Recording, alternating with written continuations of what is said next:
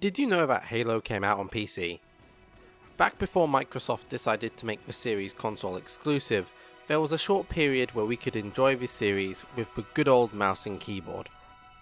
Halo is a first-person shooter where you play as the mostly silent Master Chief, a Spartan super soldier equipped in the most technologically advanced armor humanity has ever made. And this terrible thing. God, is this gun bad. The game starts off with the ship you're cryogenically frozen on being attacked after blind jumping and finding this ring. You're then woken up, find your way to the bridge, and given your mission, to protect Cortana the AI. And then the game really begins. You fight alien races, drive around cutting edge military hardware, blow up stuff, and fly around in really weird spacecraft. General super soldier things. Technical issues wise, it was fairly simple to get running on a modern system. All it needed was the latest patch and to be run as an admin, and hey presto, it works. From there the game's datedness starts to show. Why is there a 25Hz refresh rate? Fortunately, you can fix this madness with a few edits to a shortcut, alongside a variety of other quality of life fixes if you like that kind of thing. I also had to add this DLL from a shady looking website to change the field of view because it felt like looking through a submarine window. The game's base field of view is 65, I bumped it up to 95 and the game suddenly felt a lot better, although this did cause a few HUD glitches to appear, like the motion detector pinging outside its circle and this sniper rifle text to overlap. Nothing really horrible. There was the occasional crash. It didn't seem to like checkpoints and only on this specific level, but logging in and out fixed this, so it might just have been a stability issue after being open for so long. Graphically, its datedness shows a lot, with many of the areas looking pretty much identical in a level, and every structure on the ring being the same grey-white tone. Although there may be a reason for that.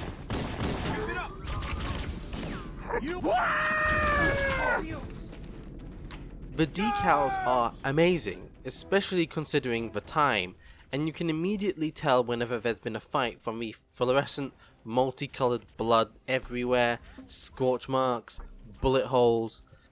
It makes sense to have these bland walls when they're gonna get covered in this multicolored mayhem. Lighting is also phenomenal.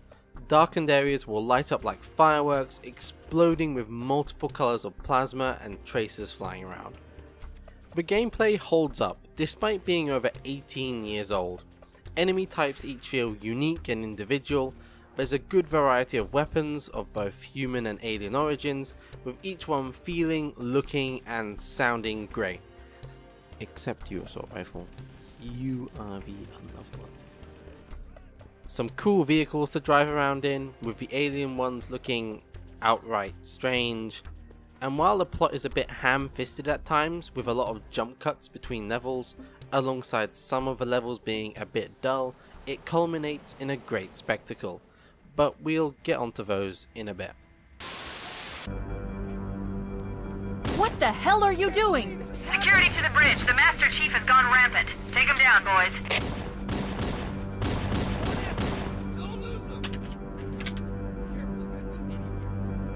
Over here! I'm a cowardly fool!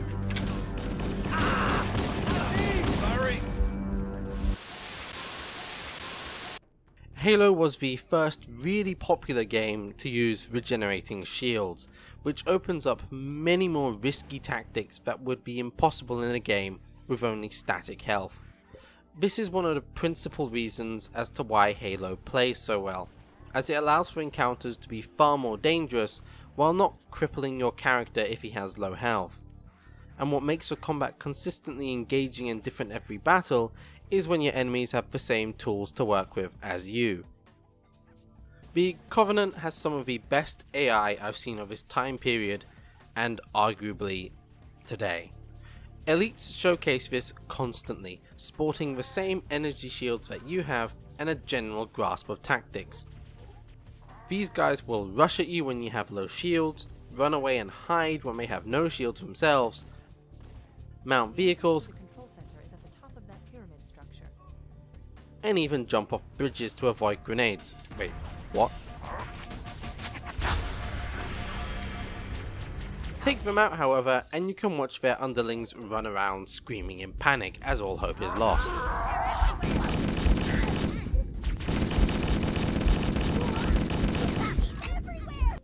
While the enemy variety isn't huge, their distinctions and how they fight more than make up for this. Grunts form the backbone fodder. Jackals have their persistent and annoying shields.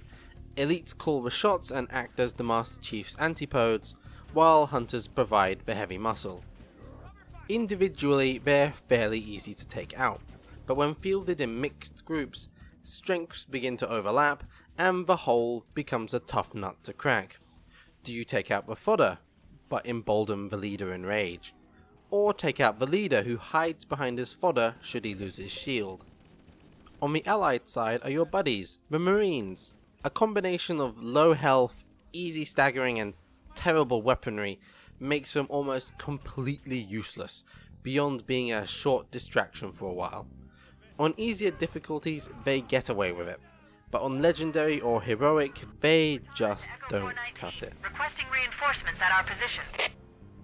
Roger. Weapons are split into human and alien types. Human weapons are the normal weapons you would expect: snipers, shotguns, and the ludicrously powerful pistol, alongside heavy weapons and the worst gun ever created by mankind. Bullets excel against unshielded foes, although their ammo can be considered more scarce than the plentiful alien weapons that can be picked up off the ground. Covenant weapons lack variety, but are absolutely everywhere. The plasma weapons excel against shields, but lack punch on anything fleshy, alongside running the risk of overheating in the middle of a fight, while the Needler fires slow homing shards of crystals that explode should they hit the target.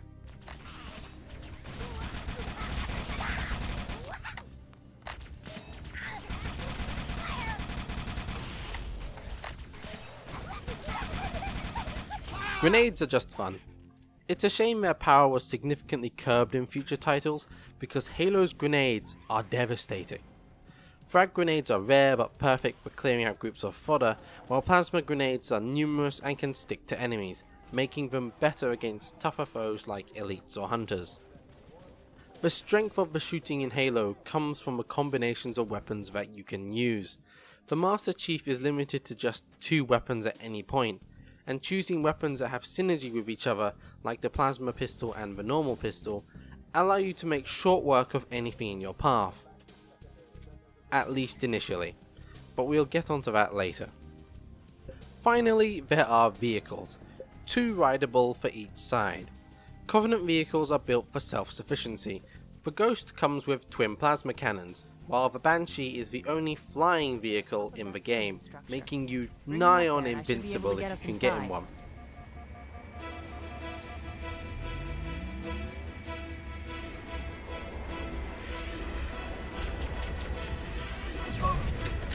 Human vehicles, on the other hand, rely on Marines to function at their full potential. The Warthog being a glorified battering ram without friends, and the tank acting as a powerful artillery transport. Level design ties into the story somewhat, and you can split the game's 10 levels into 2 distinct segments: before the flood and after the flood. The design is a bit of a mixed bag. There's a lot of open-endedness to how you can approach some levels, while others force you down the same dreary corridor the whole time. Take the second level for instance. After finishing the initial area, you're given a choice of 3 locations to go save first. The order you tackle them in doesn't affect anything, other than giving you a great illusion of choice. Then we'll need your help on a rescue mission. On this level, you're tasked with finding a single structure, but given no direction as to where it may be. You can find the entrance to a structure first, or completely miss it and find its security station first. It's a nice bit of freedom that ultimately changes nothing, but rewards you regardless for playing your own way. A few sections even offer optional stealth. In a game that is mostly about shooting and blowing things up, it's a nice change of pace to try and complete these sections without being seen. Getting caught just turns the area into a normal firefight, and the option to just ignore the stealth altogether is perfectly viable. Segments of levels can be loosely divided into corridors and arena rooms. Corridors are mostly the same throughout a level, offering the occasional small firefight with low numbers of enemies in a crowded zone with minimal options for movement. Arena rooms offer the opposite, boasting numerous enemies in various formations and groupings, and large spaces to allow for flanking and retreating. Each arena is slightly different from the last, and along with the varying formations offers a different challenge in each room. Assault on the control room is the most guilty level for this, throwing you at these arenas constantly throughout the level. This is all up until you hit the After Flood segment of the game. The Flood is strong, fast and numerous, with the old weapon combos that worked so well against the Covenant no longer working against the Flood. Their introduction is eerie. It's not quite Dead Space, but it tries, with the level they're introduced being full of mysteries up until the reveal. Why are these guys running? What the hell was that? Why are they staring at that door? What has this guy terrified so much? Get away from me! Ah! Ah! Don't touch me, you freaks! I won't be like you, I'll die first! Find your own hiding place, the monsters are everywhere! Play dead! That's what I did! Play dead! They took the live ones! Oh god, I can still hear them! Monsters! Ah! Ah! Ah! Just leave me alone! Sarge, Mendoza, Mercedes. Oh god, the things took them. They're gone! Get it? Gone! They won't get me! Oh god! Oh god, I don't want to be like, please, please no. In hindsight, those are giant red warning signs. The whole atmosphere is just creepy. What's a shame is that immediately after this level is this. It drags on for a long time, completely losing all sense of progress and time. At least this guy has some witty lines. That is completely unnecessary. We have much more important business here. Please control your temper. Are you finished yet? Please stop being human.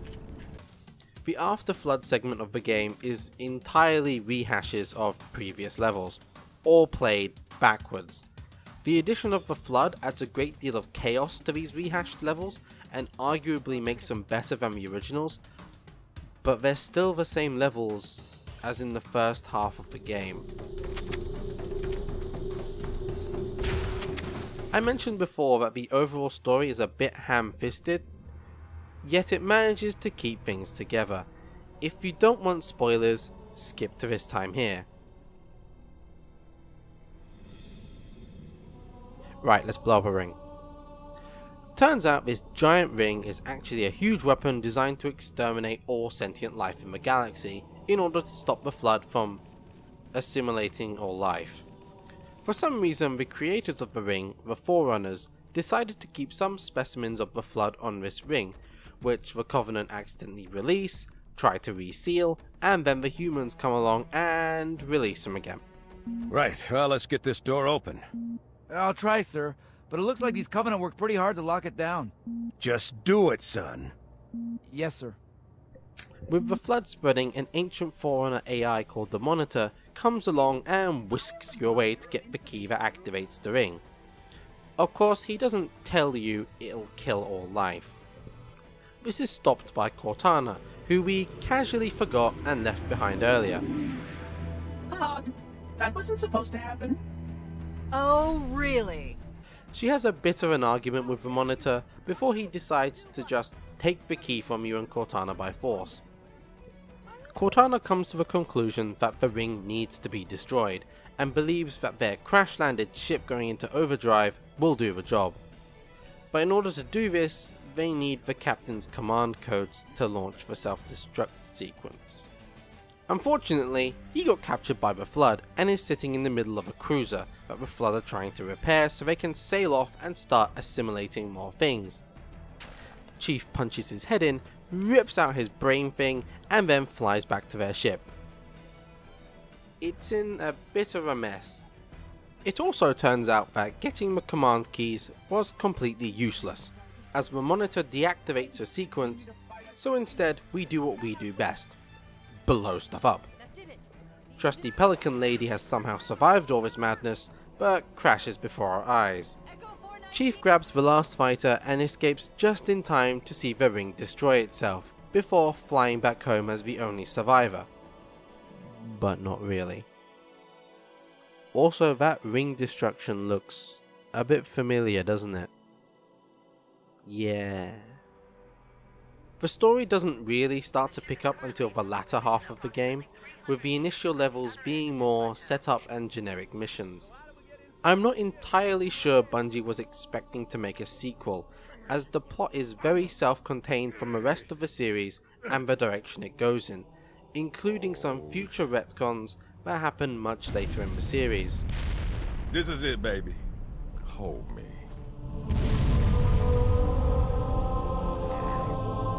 Come on back, you're safe now.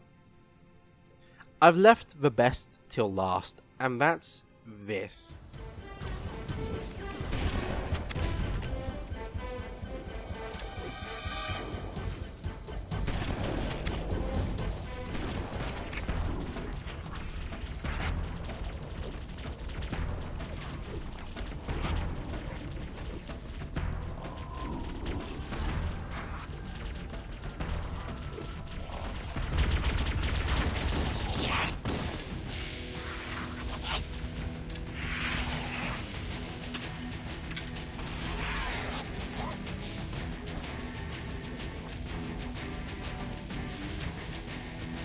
The music is fantastic, and personally takes this game from being an okay to good game to absolutely amazing. It does a great job of setting the tone of an encounter, or just pumping you up during a fight. Sometimes emboldening you to do that crazy idea that just might work with the music blasting in the background. It's composed by Martin O'Donnell, and I highly recommend listening to all of his work. It's great. There's also multiplayer, and to my surprise, it still lives. Ignore the powered by GameSpy part, that died years ago unfortunately, but I was quite shocked by how many servers there were and how many people were still playing it. This also isn't the custom edition, which is where a lot of the more modded servers are, but there was a surprising variety to the servers here. Rocket sniper shots, bumper cars. Ooh, this is a normal server. Wait, why does this rifle have 100 shots? Multiplayer has its own extra vehicle, being the triple rocket version of the Warthog, and also has 2 extra weapons for each side, being the flamethrower and the fuel rod cannon. Both are pretty fun to use. The one downside is that the netcode hasn't improved at all over the 16 years of the PC release. 150 plus ping was pretty normal, shooting at people was kind of pointless, you had to shoot ahead of people, mutual kills were exceptionally common. If you want to return to early 2000s online gaming, here's one game that still lives there. Double kill. So there's Halo, an old and aging game, but thanks to its solid shooting and AI, remains a pretty fun experience to play through, even 18 years after its release. And if you haven't experienced it, I highly recommend it. I didn't go into the custom edition or mods, as I simply have very little experience in them, and I wanted to review the game in its original form. Thank you all for watching. If you enjoyed this review, please feel free to subscribe, like, and share the channel around, all that jazz. I greatly appreciate it. This was supposed to be my first review just over a year ago, but ended up getting shelved. This review was supposed to be MapleStory 2, but with Christmas, New Year's, and my GPU throwing in the towel, it was just so late and outdated due to how fast MapleStory is throwing out updates, it didn't seem right to go ahead with it. Its popularity also dropped off a cliff. I'm looking forward to a new year with many more videos on the way.